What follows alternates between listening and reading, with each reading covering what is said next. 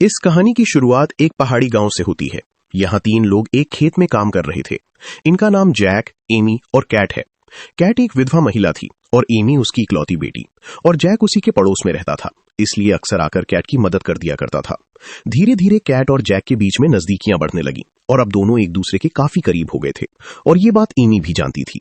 आज भी जैसे ही काम खत्म हुआ, कैट ने जैक को खाना दिया और इसके बाद वो अपने घर के कामों को करने के लिए यहां से चली गई।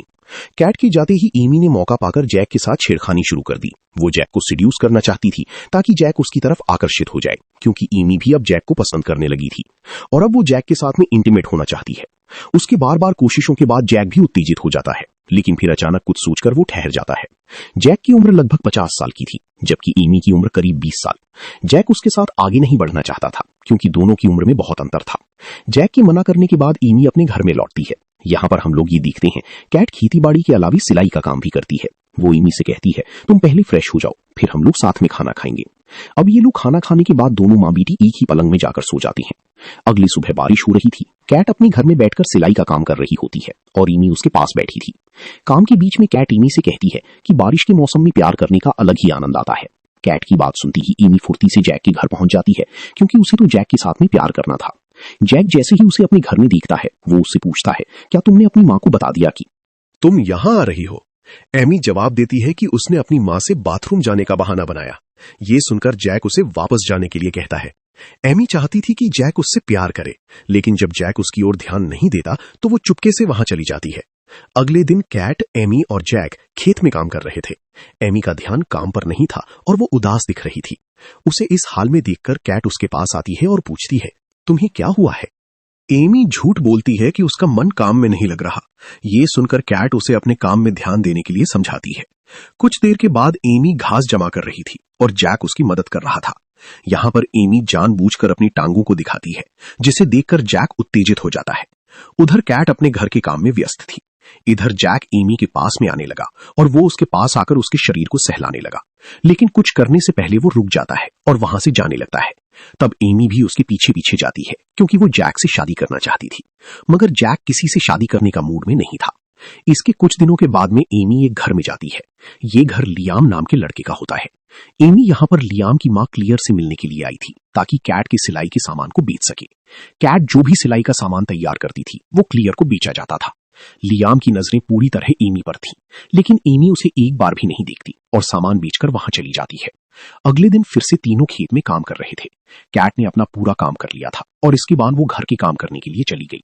कैट के जाते ही एमी जैक के पास में आती है और वो उसे फिर से सेड्यूस करना शुरू कर देती है। इस बार जैक भी एमी के जाल में फंस जाता है।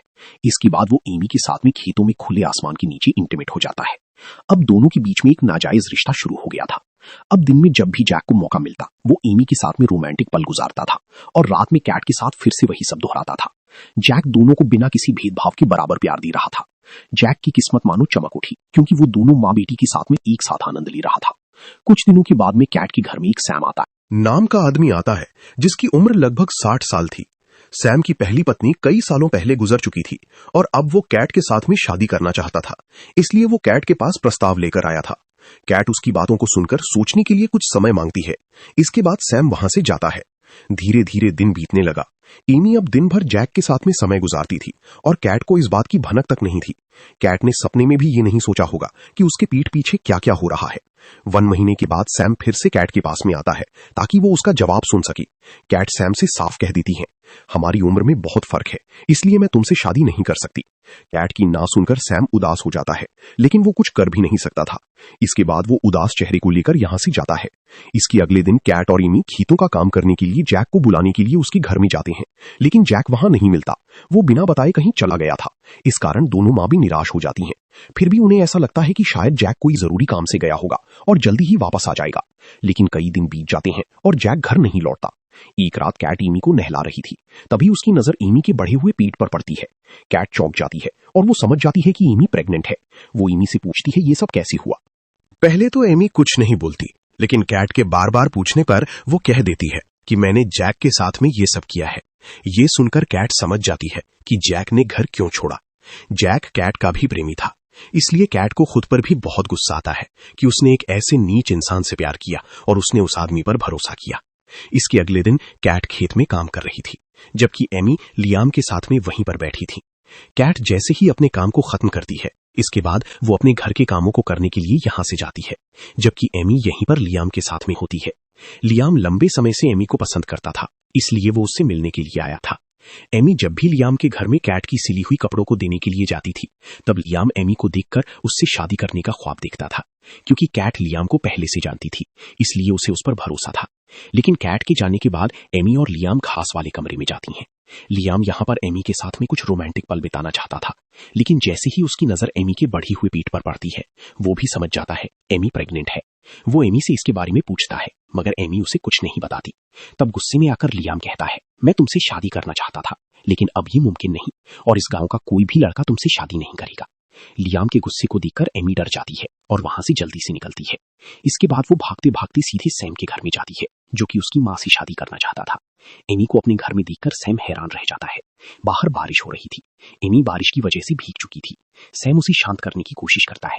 इसके बाद वो एमी को कुर्सी में बिठाता है ताकि वो एमी से रोने की वजह पूछ सके। एमी कुछ नहीं बताती, बल्कि अपने गीले कपड़े ठीक करने लगती है। ये सब देखकर सैम शर्मिंदा हो गया और उसने अपना मुंह फेर लिया। कपड़े ठीक करने के बाद एमी सैम से पूछती है, क्या तुम मुझसे शादी कर सकते हो? उसका सवाल सुनकर सैम हैरान रह गया।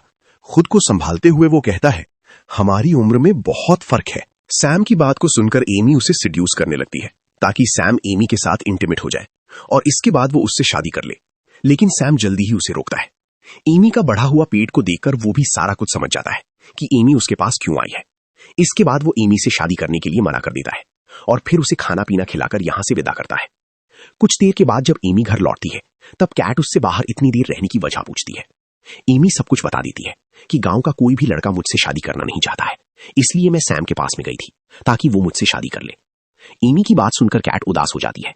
वो समझ जाती है कि अगर एमी की शादी जल्दी नहीं हुई तब उसकी जिंदगी बर्बाद हो जाएगी। साथ ही उसे इस बात का बहुत दुख था। जैक, जो कि उसका प्रेमी था और उसके घर आता जाता था, उसी ने एमी की जिंदगी खराब कर दी। कैट जितना दोष एमी को दे रही थी, उतना ही खुद को भी कसूरवार मान रही थी। इसके अगले दिन कैट सैम को अपने घर बुलाती है ताकि वो उसे किसी तरह एमी से शादी करने के लिए मना ले। शुरू में सैम शादी के लिए राजी नहीं होता, लेकिन कैट के बार बार समझाने के बाद वो मान जाता है। कुछ दिनों के बाद सैम और एमी की शादी हो जाती है। कैट इस शादी से बहुत खुश थी और शादी के बाद वो उन दोनों को उनके घर तक छोड़ने के लिए जाती है। रात होते ही सैम एमी के साथ में इंटीमेट होता है। सैम यहां पर एमी से ये वादा करता है कि वो उसका और उसकी होने वाली बच्ची का पूरा ख्याल रखेगा। कुछ महीनों के बाद में एमी एक बच्ची को जन्म देती है और सैम उसका और उस बच्ची का पूरा ख्याल रखता है। वो बच्ची को ना सिर्फ पिता का प्यार देता है, बल्कि उसके साथ हंसता और खेलता है। सैम की इस स्नेह को देखकर एमी हैरान रह जाती है। इधर हम लोग कैट को देखते हैं। उसी भी ये मालूम चलता है कि सैम एमी और उसके बच्चे का पूरा ख्याल रख रहा है, लेकिन कैट के दिल में अंदर ही अंदर पछतावा था कि उसके वजह से उसकी बेटी को बहुत कुछ देखना पड़ा और उसने जैक जैसे धोखेबाज पर भरोसा किया। कैट अपने पछतावे के बोझ में इतना दब जाती है कि कहानी के आखिर में वो खुद को ही मार लेती है। लेकिन वहीं दूसरी ओर एमी सैम के साथ में बहुत खुश है और यहीं पर ये मूवी खत्म हो जाती है। मूवी अच्छी लगी हो तब एक लाइक जरूर कर देना और ऐसे ही वीडियोस के लिए मेरे चैनल को जरूर सब्सक्राइब कर लेना। तो मिलते हैं हमारे नेक्स्ट वीडियो में।